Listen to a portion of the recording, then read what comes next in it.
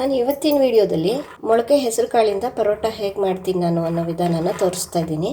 ಈಗ ಇದಕ್ಕೆ ಖಾರಕ್ಕೆ ಹಸಿಮೆಣಸಿನಕಾಯಿ, ಮೊಳಕೆ ಹೆಸರು ಕಾಳಿ ವಾಯು ಆದ್ರಿಂದ ಅದಕ್ಕೆ ಶುಂಠಿ ಇದನ್ನ ಸಿಪ್ಪೆ ತೆಗೆದು ಇದ್ರ ಜೊತೆಗೆ ಹಾಕ್ತೀನಿ. ಕಲ್ಲುಪ್ಪು ಸೇರಿಸಿ ಇದನ್ನ ರುಬ್ಕೋಬೇಕು.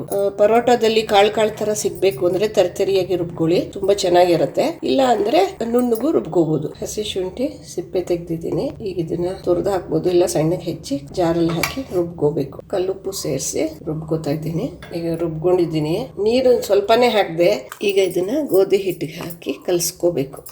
ನಾವು ಕಾಳಿಗೆ ಉಪ್ಪು ಹಾಕಿರೋದ್ರಿಂದ ನೋಡ್ಕೊಂಡು ಹಾಕೊಳ್ಳಿ. ಚಿಟಿಕೆ ಉಪ್ಪು ಅಷ್ಟೇ ಹಿಟ್ಟಿಗೆ. ಈಗ ರುಬ್ಬಿರೋ ಮಿಶ್ರಣ ಇದಕ್ಕೆ ಹಾಕ್ತಾ ಇದ್ದೀನಿ. ನೋಡಿ, ಹೆಸರು ಕಾಳು ಚಿಕ್ಕ ಲೋಟದಲ್ಲಿ ಹಾಕಿದರೆ ಅದು 2ರಷ್ಟು ಗೋಧಿ ಹಿಟ್ಟು ಹಾಕಿದ್ದೀನಿ. ಈಗ ಇದಕ್ಕೆ ಸ್ವಲ್ಪ ಎಣ್ಣೆ ಹಾಕ್ಕೋಬೇಕು.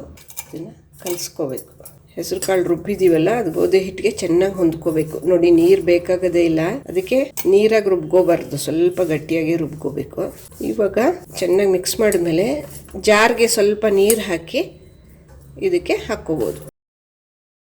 ನೋಡಿ, ಹೀಗೆ ನೀಟಾಗಿ ಮುದ್ದೆ ಆಗಬೇಕೆಲ್ಲ ಚೆನ್ನಾಗಿ ಮಿಕ್ಸ್ ಮಾಡಬೇಕು. ಇನ್ನೊಂದು ಚಮಚ ಎಣ್ಣೆ ಹಾಕ್ಕೊಂಡು ಚೆನ್ನಾಗಿ ನಾದಬೇಕು. ನೋಡಿ, ಕೈಗೆ ಮೆತ್ತಬಾರ್ದು, ಆ ಹದದಲ್ಲಿ ಕಲಿಸ್ಕೋಬೇಕು. ಕಾಳು ಹಾಕಿರೋದ್ರಿಂದ ತುಂಬಾ ಹೊತ್ತು ನೆನೆ ಬಿಟ್ರೆ ಅದರಲ್ಲಿ ನೀರಿನ ಅಂಶ ಬಿಟ್ಕೊಂಡ್ಬಿಡುತ್ತೆ, ಹಿಟ್ಟು ತುಂಬಾ ಮೆತ್ತಗಾಗ್ಬಿಡುತ್ತೆ. ಅದಕ್ಕೆ ತಕ್ಷಣ ಮಾಡಬೇಕು. ನಾನು ಆಗ್ಲೇ ತವಾ ಕಾಯಕ್ಕೆ ಇಟ್ಟಿದ್ದೀನಿ.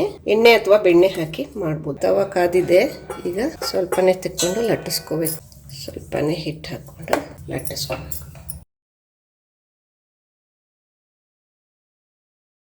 ಈಗ ಇದಕ್ಕೆ ಬೆಣ್ಣೆ ಅಥವಾ ಬೆಣ್ಣೆ ಕರಗಿಸ್ಕೊಂಡು ಹಾಕ್ಕೋಬೋದು. ಈ ಥರ ಹಚ್ಚಿ ಮಾಡೋದ್ರಿಂದ ಜಿಡ್ಡು ಕಡಿಮೆ ಉಪಯೋಗಿಸ್ಕೋಬೋದು. ಈ ಭಾಗ ತವ ಮೇಲೆ ಬರೋ ಥರ ಹಾಕಬೇಕು. ಬೆಣ್ಣೆ ಹಚ್ಚಿರೋ ಭಾಗ ತವ ಮೇಲೆ ಬರಬೇಕು. ಈಗ ಇನ್ನೊಂದು ಭಾಗಕ್ಕೂ ಎಣ್ಣೆ ಅಥವಾ ಬೆಣ್ಣೆ ನಿಮ್ಗೆ ಯಾವುದು ಇಷ್ಟನೋ ಅದು ಮಾಡ್ಕೋಬೋದು.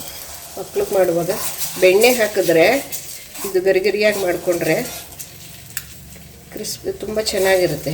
ಹೆಸರು ಬೇಳೆದು ಧಾನ್ಯ ಇದರಲ್ಲಿ ಇರುತ್ತಲ್ಲ, ಅದು ಕರ್ದಿರೋ ಮಿಕ್ಸ್ಚರ್ ಥರ ರುಚಿಯಾಗಿರುತ್ತೆ.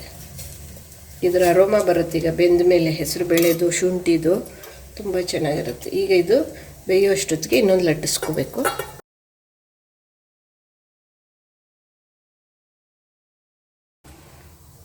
ನೋಡಿ, ಈಗ ಇಲ್ಲಿ ಬಬ್ಬಲ್ಸ್ ಬರ್ತಾ ಇದೆ.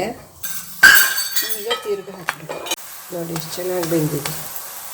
ಇನ್ನೊಂದು ಭಾಗನೂ ಬೇಯಬೇಕು. ನಿಮಗೆ ಇಂಚೂರು ಎಣ್ಣೆ ಅಥವಾ ಬೆಣ್ಣೆ ಬೇಕಂದರೆ ಹಾಕ್ಕೋಬಹುದು.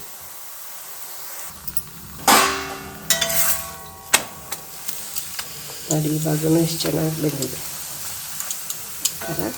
ನಿಮಗೆ ಗರಿ ಬೇಕಂದರೆ ಕಡಿಮೆ ಉರಿಲಿ ಇನ್ನು ಜಾಸ್ತಿ ಹೊತ್ತು ಹೀಗೆ ಬೇಯಿಸ್ಕೋಬಹುದು. ಇದು ಹಾಗೇನೂ ತಿನ್ಬೋದು, ಅಥವಾ ಮೊಸರಲ್ಲಿ ಅದ್ಕೊಂಡು ತಿಂದರೆ ತುಂಬ ರುಚಿಯಾಗಿರುತ್ತೆ. ಮೊಸರಿಗೆ ಉಪ್ಪಿನಕಾಯಿ ರಸ ಹಾಕ್ಕೋಬೋದು. ಖಾರ ಬೇಡ ಅಂದರೆ ಬರೀ ಮೊಸರು. ಮಕ್ಕಳಿಗೆ ಇದನ್ನೇ ಕಟ್ ಮಾಡಿ ಪೀಸ್ ಮಾಡಿ ಟಿಫನ್ ಬಾಕ್ಸ್ಗೆ ಹಾಕ್ಬೋದು. ಹೀಗೆ ಎಲ್ಲ ಪರೋಟನೂ ಲಟ್ಸಿ ಮಾಡ್ಕೋಬೇಕು. ಈ ರೀತಿ ಹೆಸರು ಕಾಳು ಪರೋಟ ಮಾಡಿ ನೋಡಿ. ರುಚಿ ಹೇಗೆ ಅನ್ನಿಸ್ತು, ನಿಮ್ಮ ಅಭಿಪ್ರಾಯನ ಕಮೆಂಟ್ ಬಾಕ್ಸಲ್ಲಿ ಬರೆದು ತಿಳಿಸಿ.